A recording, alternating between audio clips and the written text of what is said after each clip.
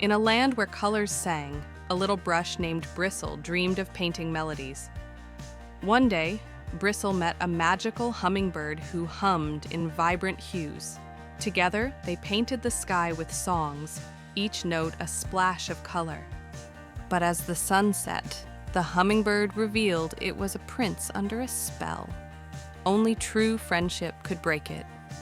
Bristle's loyalty and love transformed the bird back into a prince. The prince, grateful, gifted Bristle a magical palette, ensuring their colors would sing forever. And so, they painted the world with harmony and joy,